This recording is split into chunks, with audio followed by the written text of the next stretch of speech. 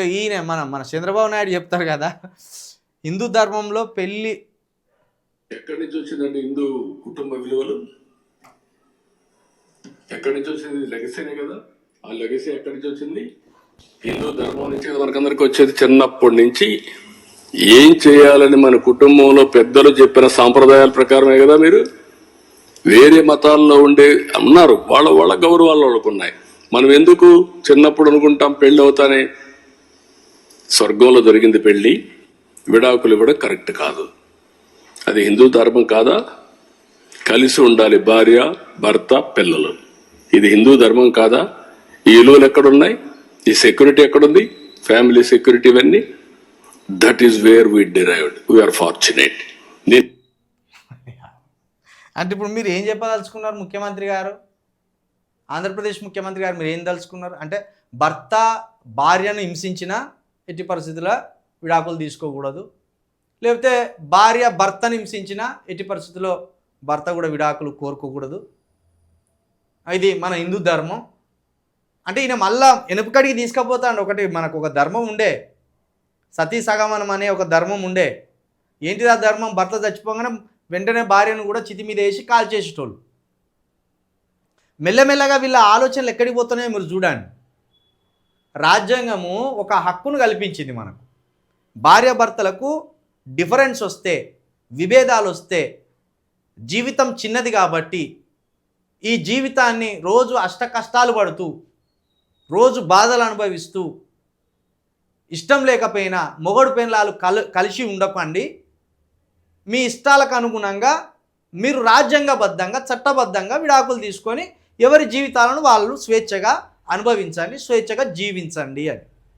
కానీ వీళ్ళు ఏం చెప్తాను చూడు, ఇంత పెద్ద వ్యక్తులు, ముఖ్యమంత్రులుగా ఉన్న ఈ ఇంత పెద్ద వ్యక్తులు మతానికి అంటగట్టి, స్వేచ్ఛను మతానికి అంటగట్టి విడిపోతారా అండి? మీరు కలిసి ఉండాలి కదా. ఈ ముచ్చట్లు మరి డిప్యూటీ పవన్ కళ్యాణ్ గారు కూడా చెప్పనుండేది, డిప్యూటీ సీఎం పవన్ కళ్యాణ్ గారికి కూడా చెప్పనుంటారు. ఇవి ఎట్లా చెప్తారు ఇవన్నీ? మీరు ముఖ్యమంత్రిగా ఉండి ఇవి ఎట్లా చెప్తారు చెప్పండి? అంటే రాజ్యాంగానికి విరుద్ధంగా మీరు బోధిస్తున్నట్టు కదా, రాజ్యాంగానికి వ్యతిరేకంగా మాట్లాడుతున్నట్టు కదా. మనిషి జీవితం కంటే ఏదైనా గొప్పది ఉన్నదా? మనిషి స్వేచ్ఛ కంటే ఏదైనా గొప్పది ఉన్నదా? స్వేచ్ఛ జీవితం అంటే ఏంటిది? నువ్వు ఇతరులను ఇబ్బంది పెట్టకుండా నువ్వు స్వేచ్ఛగా బతకాలి, ఇతరులను హింసించకుండా నువ్వు స్వేచ్ఛగా బతకాలి. నీకు నువ్వు హింసను అనుభవిస్తూ బతకాలని చెప్పడమే దుర్మార్గం. ఇంత మోడర్న్ యుగంలో హింసను అనుభవిస్తూ, మానసిక హింస కావచ్చు, శారీరక హింస కావచ్చు, ఆర్థికపరమైన హింస కావచ్చు, ఇవన్నీ భరిస్తూ భార్యాభర్తలు కలిసి ఉండమని చెప్పడమే దుర్మార్గం. ఆర్థిక ఇబ్బందులు వస్తే భార్యాభర్తలు సర్దుకొని బతకమని చెప్తే అది వేరు. కానీ భర్త భార్యను కొట్టా, భార్య భర్తను హింసించినా కలిసి ఉండాలండి. విడిపోతారా అండి? అది అంట. ఇదే బ్రాహ్మణవాదం అంటే ఇదే.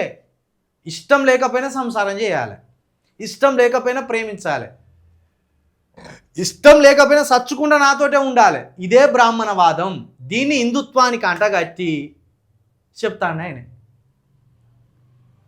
హిందూ మతానికి చెడ్డ పేరు తెచ్చేది అంతా ఇటువంటోళ్ళే. దేవుళ్ళు రాయని రాతలను, దేవుళ్ళు చెప్పని విషయాలను, బ్రాహ్మణులు రాసుకొచ్చిన రాతలను, బ్రాహ్మణులు రాసుకొచ్చింది కృష్ణుడు చెప్పింది అంటారు, బ్రాహ్మణులు రాసింది రాముల వారు చెప్పింది అంటారు, బ్రాహ్మణులే రాసి ఫలాన్ దేవుడు చెప్పింది అంటారు. దేవుళ్ళ పేరు మీద వీళ్ళు హింసలు చేస్తూ దేవులకు చెడుని తీసుకొస్తాను. ఇంకా ఇలాంటి దుర్మార్గాలను వీళ్ళు చేస్తాను. చంద్రబాబు నాయుడుకి 80 సంవత్సరాల దగ్గర వచ్చినాయి, కానీ కుటుంబ విలువలు అంటే విడిపోకుంటుంటేనే కుటుంబ విలువలాట. మరి ఏం చేస్తాం, ఆయనకు అట్లా ఉన్నది మరి రోగం.